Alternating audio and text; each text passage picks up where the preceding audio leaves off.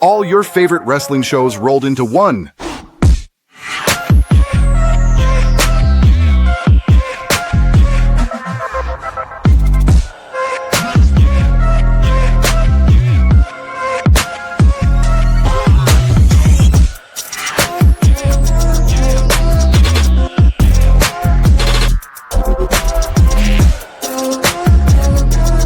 Welcome to the We Book It podcast. Let's start the show.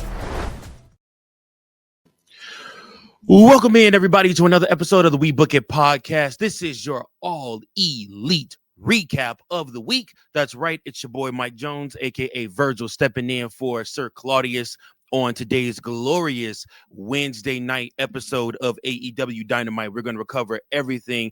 Big episode of Dynamite. The tournament for the Women's Tag Team Championships is underway. We also got matches. We're going to find out exactly who is next and what's next for Hangman Adam Page and his saga with Samoa Joe. And of course, we got more action, more wrestling. We're going to get right to it. But before we do, if this is your first time watching, tuning in, please make sure that you like, share, and subscribe. Please make sure that you also leave us a review. Also, comment below your favorite match of the night and what you would grade the show. The We Book It boys love to hear things like that. Now, with that being said, Orange Cassidy kicked off the show and was followed by Darby Allin. Then the Death Riders made their way to the ring right after that and were attacked by Darby as soon as they got to the ring. Next up, like I said, that obviously started the match, and it was Darby Allin and Orange Cassidy against Daniel Garcia and Wheeler Yuta. And they would go ahead and win this match. Now, obviously, within the match, there were plenty of tables, but in the end, Allin used the Scorpion Deathlock to get a submission victory for the win. Like I said, Darby Allin is not finished with the Death Riders by no means, even if he was able to beat Jon Moxley. He is not finished by a long shot with those guys. So we go from there, and next we see Hook cut a promo backstage. He said he would have his hands full with a bunch of veterans in the main event, and that his goal was to earn a shot at the world title. Love Hook going after that world title. I love the fact just simply that homegrown AEW talent is getting more looks and more pushes. And again, instead of giving the belt to all the former WWE guys. So, like I said, Hook, AEW talent going after the world title, trying to stake his claim for a world championship match. I don't hate it at all. So he cut a promo. He said he also made sure to address Samoa Joe. He said he would personally make sure Joe wouldn't get a title shot and that he knew all along who Joe really was. That's tough words to say to a vet like Samoa Joe, that you knew who he was and you're going to make sure that he doesn't get a title match. So we'll have to see what happens, but definitely Hook has a vendetta out against Samoa Joe, and he wants the world title himself. And why not? Why can't Hook be world champion? I like it. Next up, we have Renee Paquette, who interviews Don Callis.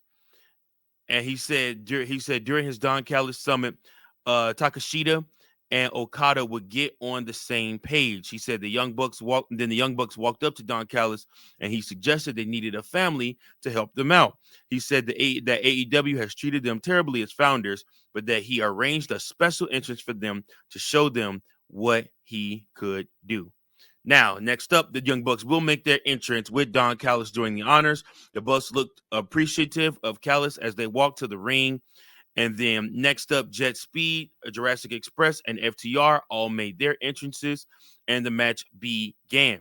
So in this match, you would actually have FTR defeat Jet Speed, Jurassic Express, and the Young Bucks to earn a tag team championship match against Brodito at Full Gear. So Kevin Knight actually took the fall in this match. After the match, FTR and Stokely Hathaway celebrated in the ring. So another good match. Again, like I said, FTR is going to get a shot at those tag team championships, and you can't blame them for it. I mean, like I said, they are one of the best tag teams out there. Very physical match. I like the fact of it being 4 teams out there vying for world tag team title opportunity. Next up, we got a recap video highlighting Adam Page's and Samoa Joe's promo from last week in the episode on Collision. So next up, we would have the Don Callis Family Summit. So the Don Callis family walked out for their summit. Callis spoke first and said that he was out there to make sure everyone knew that there wasn't an issue between Takeshita and Okada. He then had the others speak. So Rocky Romero, Josh Alexander, and Kyle Fletcher. They each spoke proudly about their faction, with Romero saying that we're the biggest and most dominant faction in the world. They said that Takeshita and had travel issues and couldn't be there, but he walked out in the middle of the segment. And then Okada and Takeshita went face to face, but Don Callis stopped them from going to blows. Callis said tension between the alphas is part of the deal, but that he decides what happens and he will get what he wants. So no fight between them tonight, but you obviously can tell the tensions are there. The AEW Unified Champion Okada versus the IWGP World Heavyweight Champion Takeshita, like I said, is going to happen. It could happen for both titles. It could happen at the next pay-per-view. We'll have to see what happens with that. But Callis asked Takeshita to put his ego aside and shake Okada's hand. The crowd booed and Callis yelled to not listen to them. He then yelled at Takeshita to shake Okada's hand for him. And then Takeshita offered up his hand, and Okada looked as if he was going to shake it. Instead, Okada gave Takeshita the middle finger, and the two men almost started to fight. The Don Callis family broke it up before it could get out of control. Callis yelled at both men and said that he was going to make them a team on Collision to prove they can work together as a family. Listen, let me tell you something. Okada and Takeshita is one of the biggest matches you can get in wrestling these days. And for these two to be on AEW right now is a huge coup for AEW. And the fact that these two can't get along is even better for AEW. I love this story. I love the fact that these guys hate each other because they have fought all the way through New Japan. So, I mean, again, you have to understand that this is a huge backstory going on here as to why these guys don't like each other and why they can't get along. And like I said, now you just add in the Don Callis family and Don Callis in the middle of it, and it just adds another level to the feud. I'm excited, though. We'll see what happens. Next up, we have Kris Statlander being interviewed backstage by Renee Paquette. She told Mercedes Moné that if she had anything to say to her, she would be around for her to say it. Statlander called out Moné and said that she had the one title Moné didn't. Finally, Statlander said she would be on hand this weekend to watch Moné's defend her CMLL Women's Championship. Statlander is a beast, man. She is not somebody to be trifled with. And she's right. That's the one championship that has evaded Mercedes Moné. And, you know, I would almost love for it to be something where she would be willing to give up all the rest of her belts just for a shot at that one championship. I mean, like I said, it's the one that has eluded her. Eventually, she will win that one, too. It's just a matter of time, but we'll see. Next up is Kyle O'Reilly and Jon Moxley, who make their entrances. And O'Reilly and Moxley went toe-to-toe in this match. It was a very physical match, as most of Jon Moxley's matches are. Moxley and Kyle O'Reilly ended in a double countout, so it's a no contest into the match. O'Reilly had Moxley locked in a submission, but it was on the outside of the ring. It led to a countout. Obviously, you can tell they're going to continue fighting each other. This isn't something that's ending right here. After the match, the Death Riders attacked O'Reilly, but Roderick Strong, Darby Allin, and the rest of the conglomeration came out. They fought off the Death Riders, and then Darby Allin spoke. He said that he had an idea to finish this rivalry story. Really weird him calling it a rivalry story, but whatever. He then handed the microphone to Mark Briscoe. Briscoe said he was excited about what they had planned, and then Orange Cassidy made the challenge. Blood and guts. The Death Riders lost their minds at the suggestion. But listen, that's going to be a very, very good match. Blood and guts, it will be literally a very physical, bloody, gutty match. And you got the right people in that match for it to be an awesome match. So I'm excited for that. And you already got your team set up. When the show returned from commercial break, Mercedes Moné and Kris Statlander were brawling backstage. The fight went out to the ring, and Statlander got the upper hand. Before she could do damage, Athena ran down and helped Moné, her tag team partner. Both women hit their finishers on Statlander, but then Willow Nightingale and Harley Cameron ran out for the save. After they fought off Moné and Athena, commentary announced that next week, the first round match between those teams would take place on Dynamite. So, boom, there you go. One of your tag team title matches right then and there. A Bandito vignette aired. It featured him and his mother watching him wrestle for the first time ever. After that, Sky Blue and Julia Hart made their entrance to the ring. As they did, the announce team revealed that Penelope Ford was injured and that she wouldn't be able to compete in her tag team tournament. So Jamie Hayter and Queen Amanita made their way to the ring next. This match between Julia Hart, Sky Blue, Jamie Hayter, and Queen Amanita ended with Sky Blue and Hart winning this match and advancing in the AEW Women's Tag Team Tournament. Hayter was attacked by Thekla illegally, which left Amanita open in the ring. Blue and Hart hit their new tag team finisher on Amanita before Blue made the pin for the win.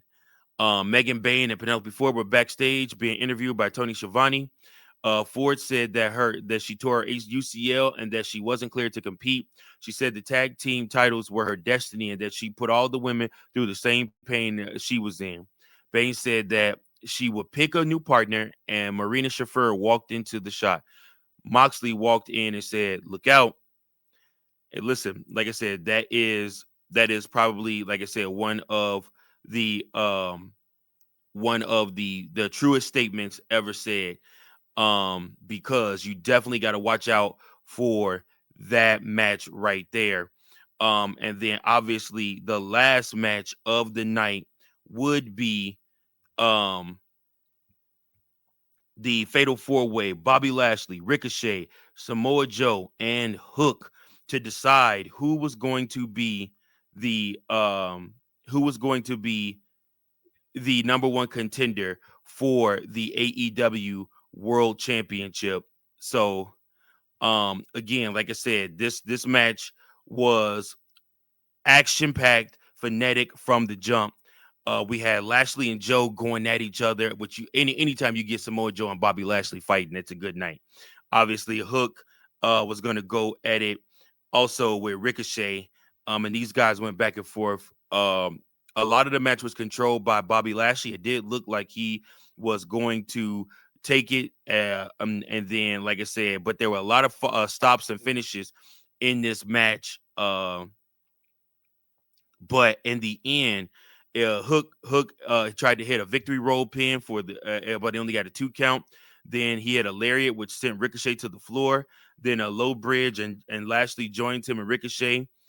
And then Ricochet hits Bob with a chair shot to the back. Lashley gives chase. After that, Joe immediately turns around and puts Hook in the coquina clutch for the win, and he becomes the number one contender for the AEW Men's World Championship. So after the match, Willie Hobbs and Shibata joined Joe in the ring for a celebration. Tony Schiavone joins Joe in the ring for the contract signing right now.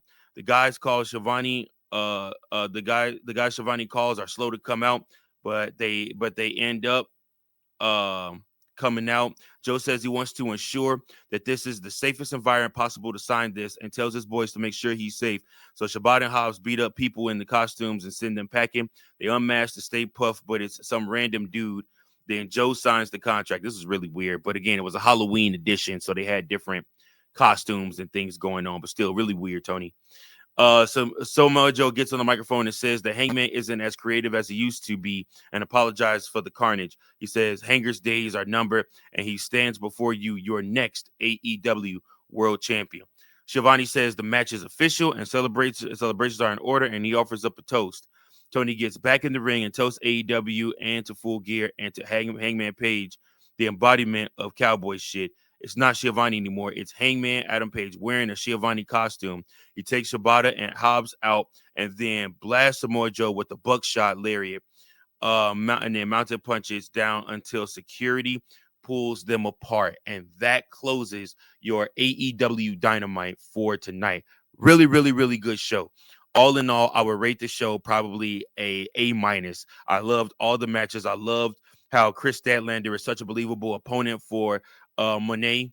And then obviously Samoa Joe and Hangman Adam Page aren't finished yet. And you pretty much could figure Joe was going to win this number one contenders match. But I like that,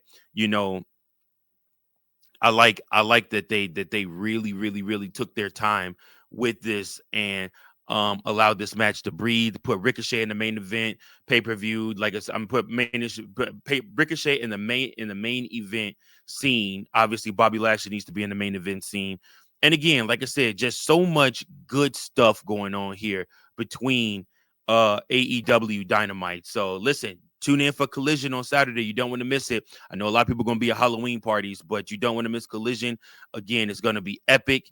And yeah, I appreciate you guys so much for tuning in, man. This has been your AEW All Elite recap episode. Thank you guys so much for tuning in. Until next time, keep those book and pencils sharp.